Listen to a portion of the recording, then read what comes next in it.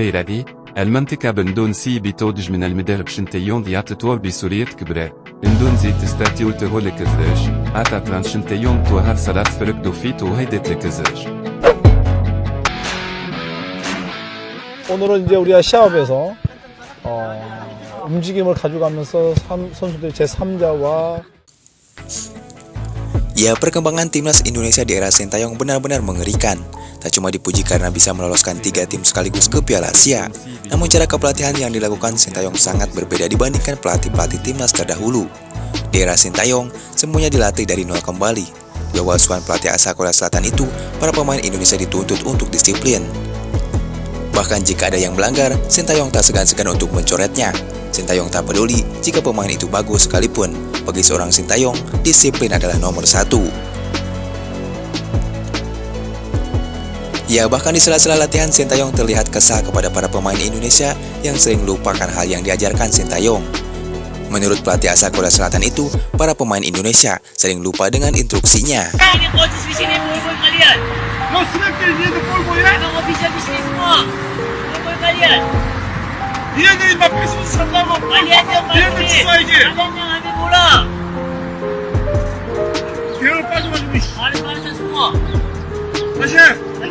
Memang cara melatih Sintayong sangat keras, namun di balik kerasnya latihan Sintayong, kini anak asuhannya mempunyai kekuatan fisik yang sangat bagus. Bahkan gelandang bertahan timnas Indonesia Mark Klok secara terbuka mengakui gaya melatih Sintayong sangat keras dan galak. Itu diungkapkan pemain berdarah Belanda tersebut.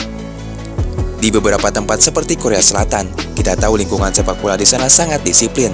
Itu juga yang dibawa coach Sintayong ke Indonesia, selain kemampuan bertanding secara tim play. Ada satu kesamaan Shin dengan Park Hang-seo, mereka galak. Ini adalah gaya umum pelatih Korea, karena mereka selalu berharap banyak dan ingin mencapai tujuan mereka dengan cara yang terbaik, ujar Mark Klok. Ya, tak cuma Mark Klok, penyerang timnas Indonesia Dimas Derajat bahkan mengambil sempat kaget dengan pola latihan yang diberikan Sintayong pada awal-awal pertamanya. Mantan pelatih timnas Korea Selatan di Piala Dunia 2018 itu benar-benar menggembleng pemain dengan keras. Pertama saya kaget 2-3 hari awal latihan, terus mulai terbiasa. Sekarang sudah terbiasa dengan gayanya melatih Coach Shin, ujar Dimas Derajat.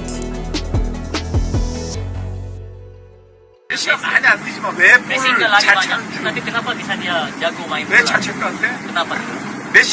Walaupun berdiri diam, dia bukan cuma lihat bola, terus di sekitarnya ada apa? Makanya ketika dapat bola, mau kontrol bola atau mau passing dengan satu sentuh, itu yang berpikir gitu. Nah, coba kalian nonton aja pertandingan Messi seperti apa.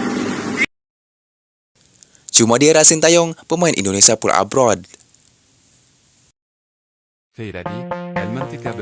Ya, tak cuma cara melatihnya saja yang disorot media asing, namun cara pemilihan pemain yang dilakukan Sintayong sangat berbeda dengan pelatih-pelatih sebelumnya. Cara Sintayong lebih suka mengandalkan pemain abroad daripada pemain lokal.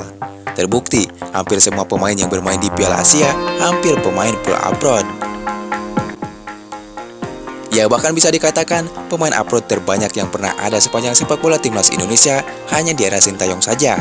Saat ini timnas Indonesia diperkuat 11 pemain abroad. Tak cuma itu saja, timnas Indonesia juga dinobatkan sebagai timnas dengan jumlah pemain abroad terbanyak di ASEAN.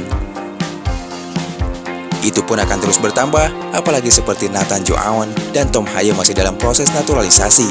Saat ini Sintayong juga sedang menjalani pencarian pemain keturunan untuk posisi penyerang. Dipastikan di tahun 2024 ini, timnas Indonesia akan menjadi raja ASEAN.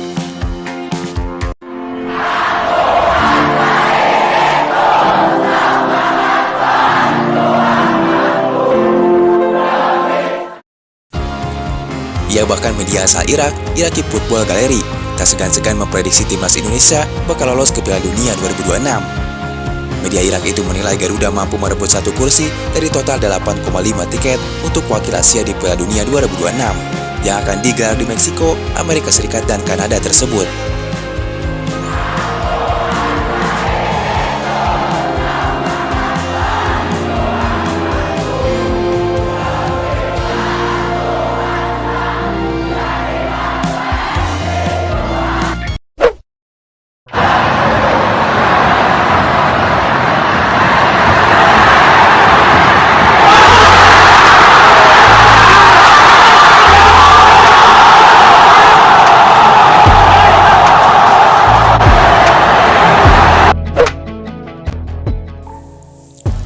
Stadion Gelora Bung Karno adalah stadion paling menakutkan bagi lawan-lawan Indonesia. Suara gemuruh ribuan supporter Indonesia akan membuat semua lawan merinding.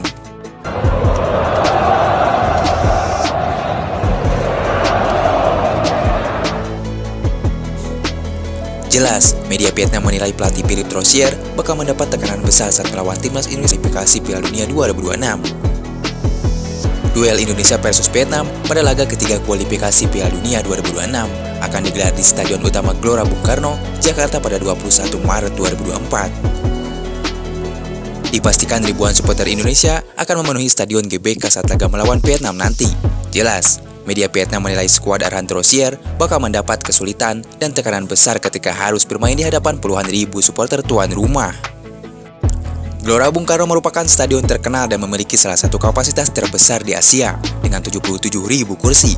Yang perlu diperhatikan adalah efek suara yang mengerikan di dalam stadion, ujar media Vietnam.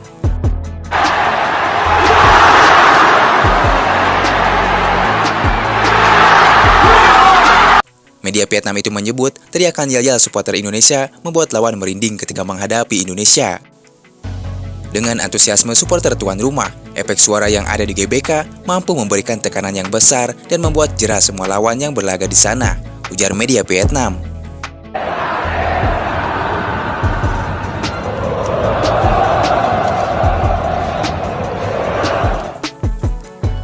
Ya, sementara itu Vietnam sebenarnya punya catatan bagus saat masih dipimpin pelatih Park Hang-seo. Mereka tak pernah kalah saat menghadapi Indonesia, termasuk saat bermain di GBK. Golden Star bahkan mampu menahan imbang Indonesia 0-0 pada laga terakhirnya di Stadion GBK pada semifinal leg pertama Piala AFF 2022 lalu. Namun kini, sejak ditangani pelatih baru, skuad Vietnam mengalami ketidakseimbangan. Sejak dilatih di bawah asuhan Philippe Troussier, Vietnam belum pernah menang melawan Indonesia. Bahkan Vietnam arahan Troussier dipaksa menelan kekalahan 0-1 dari Indonesia di fase grup Piala Asia 2023 pada 19 Januari 2024. Vietnam tentu bertekad membalas kekalahan tersebut. Namun Indonesia di bawah kendali Sintayong juga sedang menanjak usai lolos babak ke-16 besar Piala Asia 2023. Ya, pasukan Garuda makin percaya diri memeragakan permainan menyerang saat menghadapi tim-tim top Asia. Itu buktikan saat melawan Irak, Jepang, dan Australia. Meski kalah, Indonesia mampu memberikan perlawanan sengit dan menghasilkan sederet peluang emas. Selain itu, penampilan di depan publik sendiri tentu akan jadi motivasi tambahan bagi timnas Indonesia untuk merebut kemenangan perdana demi menjaga asa melaju ke babak ketiga kualifikasi Piala Dunia 2026.